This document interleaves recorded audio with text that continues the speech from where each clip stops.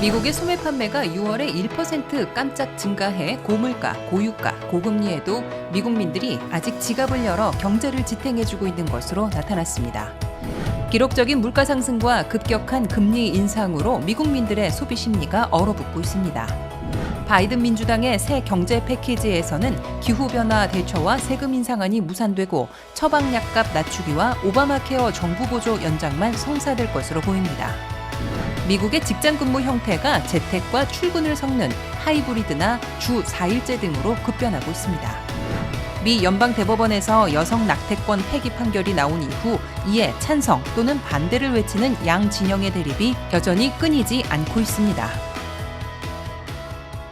여러분 안녕하십니까? 7월 15일 금요일 뉴스투데이입니다. 미국의 소매 판매가 6월에 1% 깜짝 증가해 고물가, 고유가, 고금리에도 미국인들이 아직 지갑을 열어 경제를 지탱해주고 있는 것으로 나타났습니다.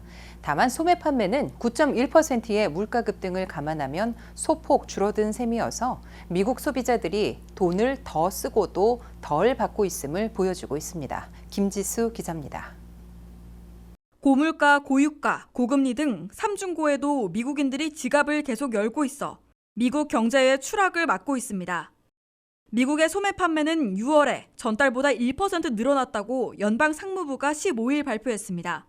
소매 판매는 5월에 마이너스 0.1%로 후퇴했다가 6월에 예상을 뛰어넘어 급반등한 겁니다. 상품과 서비스 등 13개 분야에서 9개 분야의 소매 판매 증가를 기록했습니다.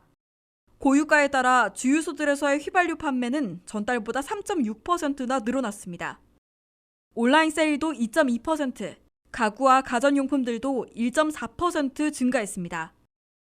그로서리에서의 식료품 판매도 전달보다 0.6% 늘었습니다. 식당과 술집의 소매 판매는 6월에 전달보다 1% 증가했습니다. 소매 판매 실적은 물가 인상을 반영하지 않고 있는데 6월의 물가가 전달보다 1.3%나 급등한 바 있어 이를 감안하면 마이너스 0.3%가 줄어든 셈이 돼 소비자들이 돈을 더 쓰고도 상품이나 서비스는 덜 받았음을 보여주고 있습니다. 그럼에도 미국의 소매 판매가 5월에 마이너스에서 6월에 다시 급반등할 수 있었던 건 미국민 소비자들이 고물가, 고유가, 고금리의 3중고 속에서도 아직 여윳돈을 갖고 있기 때문으로 분석됩니다. 연준의 통계에 따르면 미국 가정들에서는 현재 18조 5천억 달러를 은행 저축이나 금융상품 등으로 보유하고 있습니다. 이는 팬데믹 직전보다 5조 달러나 많은 것으로 아직은 물가 급등에서도 돈을 더 지불할 능력을 유지하고 있음을 보여주고 있습니다.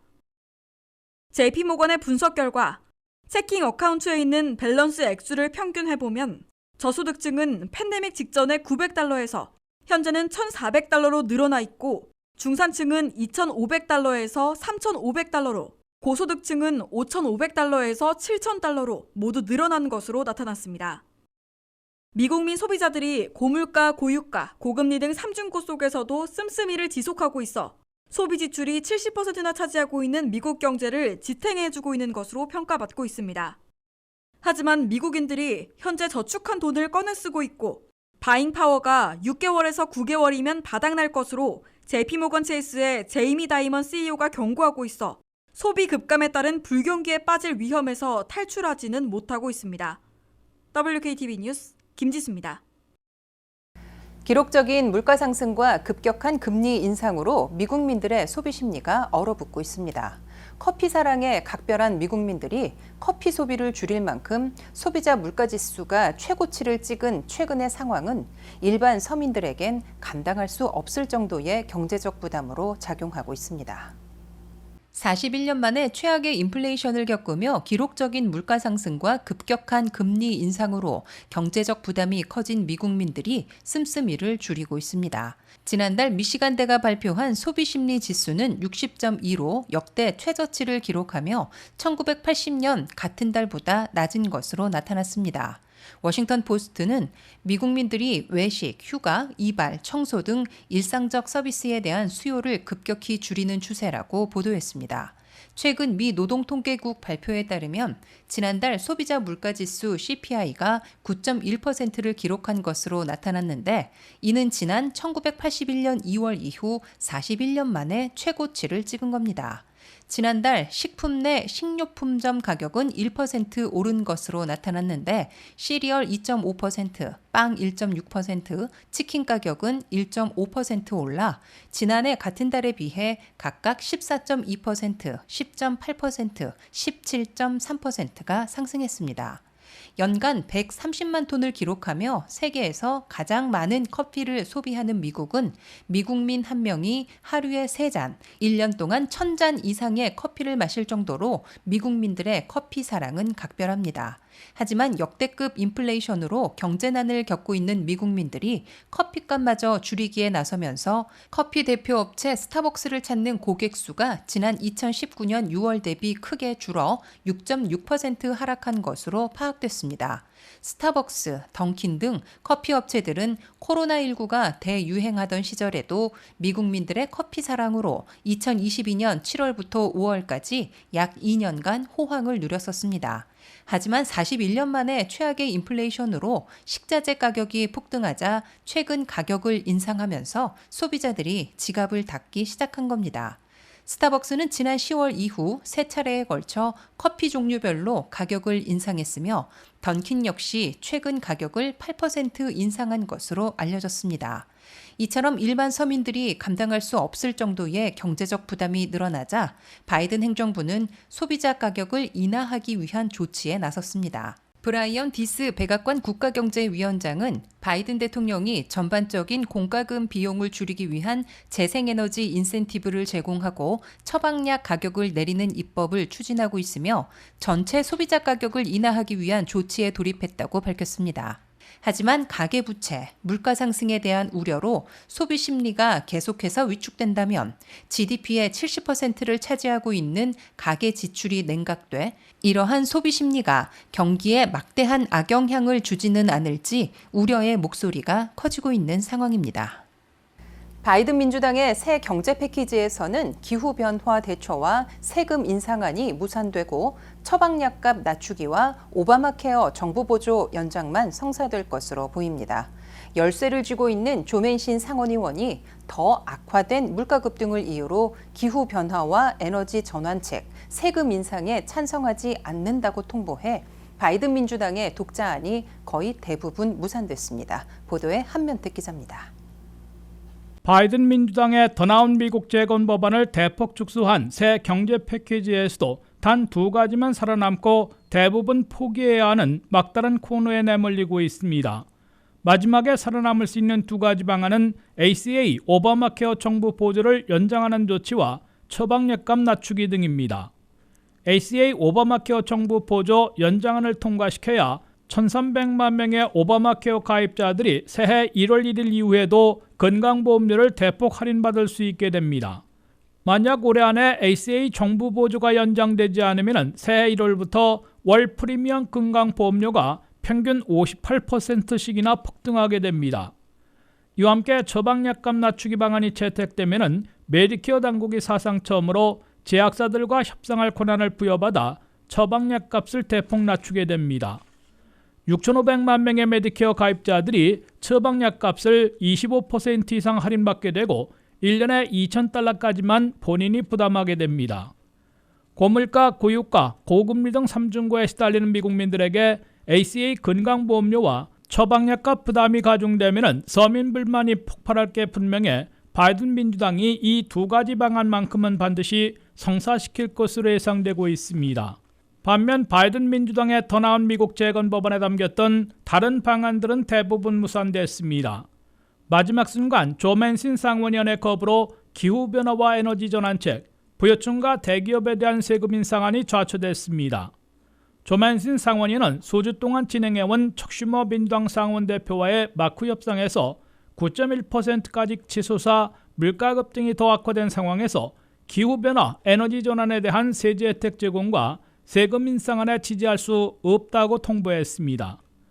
이로써 7월 말 안에 2조 2천억 달러 규모의 더 나은 미국 재건 법안을 1조 달러 이하의 새 경제 패키지로 대폭 축소해 성사시키려던 조 바이든 대통령과 민주당 지도부의 시도는 다시 한번 실패로 돌아가고 있습니다. 바이든 대통령과 척 슈머 대표, 낸시 펠로시 하원의장은 결국 조 맨신 상원의원도 찬성한 ACA 정부 보조 연장과 처방약값 낮추기 등 두 가지 방안만 성사시키는 최종 선택을 할 수밖에 없을 것으로 예상되고 있습니다. ACA 오바마케어 정부 보조를 연장하는 데에는 10년간 1,300억 달러가 소요되는 반면에 처방약값 낮추기로는 10년간 1,600억 달러를 절약할 수 있게 될 것으로 추산되고 있어 새로운 적자 증가, 물가 인상 부채질은 없을 것으로 예상되고 있습니다. WKTV 뉴스 한면택입니다. 미국의 직장 근무 형태가 재택과 출근을 섞는 하이브리드나 주 4일제 등으로 급변하고 있습니다. 특히 금요일에 아무도 출근하지 않아 텅 빈 사무실들이 급증하고 있습니다. 코로나 사태를 겪은 미국의 포스트 팬데믹에 사무직을 중심으로 근무 형태가 급변하고 있습니다. 재택과 출근을 섞은 하이브리드 근무가 널리 확산되면서 상당수 직장이 주 5일이 아니라 주 4일제로 단축하고 있습니다. 하이브리드나 주 4일제 근무가 새로 급속 확산되면서 요일별로 출근 비율에 큰 차이를 보이고 있습니다. 워싱턴 포스트가 오늘 보도한 바에 따르면 주 5일 가운데 가장 출근율이 낮은 요일은 금요일로 30%로 떨어졌습니다. 다음은 월요일로 출근율이 41%이고 목요일이 46%, 화요일과 수요일이 50%로 나타났습니다. 이에 따라 금요일에는 미 전역에서 텅 빈 사무실들이 급속히 늘어나고 있다고 워싱턴 포스트는 전했습니다. 시티그룹과 대형 회계법인 KPMG 등은 금요일에는 줌 미팅조차 하지 않는 것으로 근무 형태를 바꿨습니다. 출근일이 가장 낮은 금요일에 아무도 출근시키지 않는 회사들 중에서는 다수는 재택근무하며 한 주간을 마무리하도록 바꿨고 일부는 아예 월요일부터 목요일까지 주 4일제로 변경했습니다. 다만 직원들 간 교체의 필요성으로 금요일에 모일 경우 캐주얼한 복장으로 나와 무료 점심을 제공받고 오후 2시부터 4시 사이에 해피아워를 설정해 칵테일이나 맥주를 마시며 담소하게 하는 회사들도 늘어나고 있습니다. 미국에서는 팬데믹이 진정되자 사무실 출근으로 복귀하려 했다가 고물가, 고유가, 고금리 등 삼중고 때문에 근로자들의 82%나 재택근무를 지지하는 것으로 조사되면서 주 5일 중에 2, 3일은 재택근무하고 하루 이틀 출근하는 하이브리드 근무로 급변하고 있습니다. 물론 대면 서비스를 해야 하는 직종에서는 하이브리드나 주 4일제 근무로의 변화가 어려운 형편입니다. 오히려 주말 근무자들을 별도로 고용해 더 높은 임금을 지불해야 하므로 고용주들의 부담이 늘어나고 있습니다.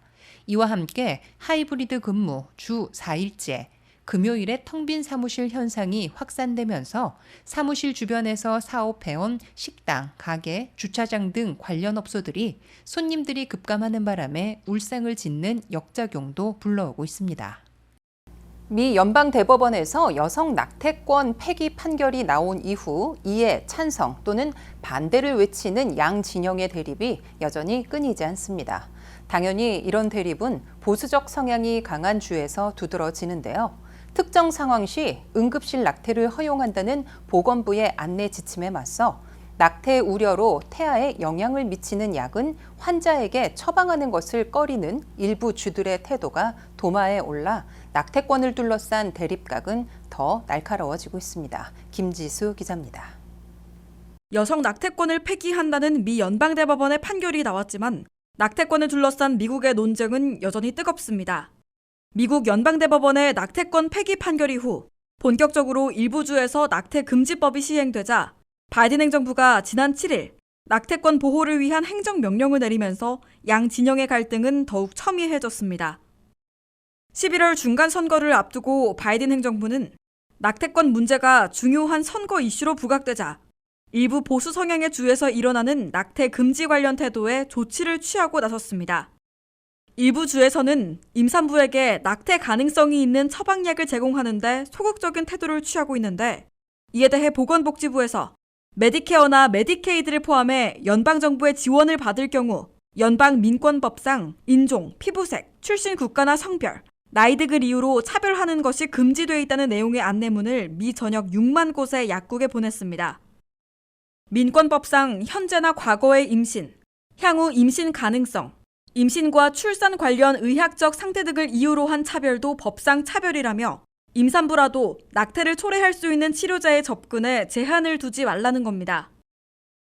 앞서 복지부는 지난 12일 응급의료법상 산모의 위급 상황에 따라 필요한 경우 낙태를 하는 것은 법적 의무라는 점도 강조했습니다. 이를 두고 미국 텍사스주에서 보건복지부가 내놓은 이 지침에 대한 소송을 제기하고 나섰습니다. 텍사스주의 켄 팩스턴 법무부 장관은 14일 응급의료법은 연방정부가 응급의료 제공자에게 낙태를 시술하도록 요구할 수 있는 권한을 주지 않았다며 조 바이든 대통령이 연방대법원의 낙태 관련 판결을 지키도록 할 것이며 정부의 불법적인 아젠다를 위해 법을 왜곡하고 약화하지 못하도록 할 것이라고 입장을 분명히 했습니다. 바이든 행정부와 민주당 그리고 보수 성향주들의 낙태권 대립이 극대화되는 가운데 낙태권 폐기 판결 이후 보수 성향의 대법관 수가 더 많아 이러한 판결이 나왔다는 불만의 목소리가 커지면서 대법원 개혁을 둘러싼 논쟁 또한 가열되고 있습니다. 현재 9명인 연방 대법관 가운데 보수 6명, 진보 3명으로 보수가 압도적 우위를 차지합니다. 이에 민주당에서는 대법관 수를 확대하거나 종신제인 대법관의 임기를 제한하는 방안, 또 윤리 강령을 채택하는 방안 등을 앞세우며 제도 개혁에 대한 필요성을 강조하고 있습니다. WKTV 뉴스 김지수입니다.